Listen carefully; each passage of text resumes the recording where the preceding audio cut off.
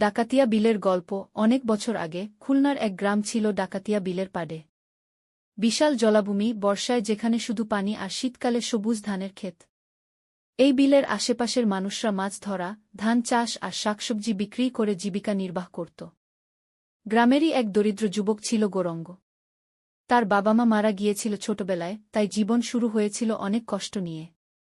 গৌরঙ্গের নিজের জমি ছিল না, কিন্তু বিলের পানি আর মাটির সম্ভাবনা সে বুঝতে পেরেছিল। অন্যরা যখন মৌসুমি ফসলেই সীমাবদ্ধ থাকত, গৌরঙ্গ তখন ভাবল, বর্ষায় মাছ চাষ আর শীতকালে সবজি চাষ করলে সারা বছর আয় হবে। সে কিছু টাকা ধার করে জাল, পোনা মাছ আর বীজ কিনল।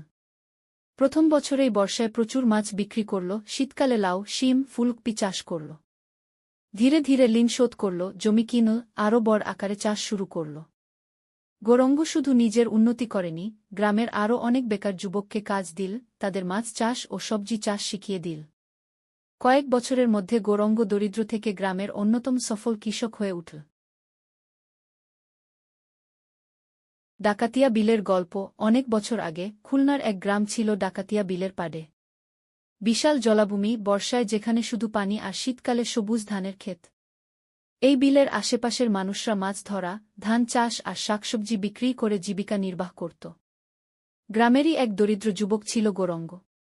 তার বাবা মা মারা গিয়েছিল ছোটবেলায়, তাই জীবন শুরু হয়েছিল অনেক কষ্ট নিয়ে। গৌরঙ্গের নিজের জমি ছিল না, কিন্তু বিলের পানি আর মাটির সম্ভাবনা সে বুঝতে পেরেছিল। অন্যরা যখন মৌসুমি ফসলেই সীমাবদ্ধ থাকত, গৌরঙ্গ তখন ভাবল, বর্ষায় মাছ চাষ আর শীতকালে সবজি চাষ করলে সারা বছর আয় হবে। সে কিছু টাকা ধার করে জাল, পোনা মাছ আর বীজ কিনল।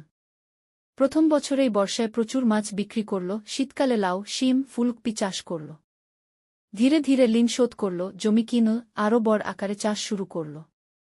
গৌরঙ্গ শুধু নিজের উন্নতি করেনি, গ্রামের আরও অনেক বেকার যুবককে কাজ দিল, তাদের মাছ চাষ ও সবজি চাষ শিখিয়ে দিল। কয়েক বছরের মধ্যে গৌরঙ্গ দরিদ্র থেকে গ্রামের অন্যতম সফল কৃষক হয়ে উঠল।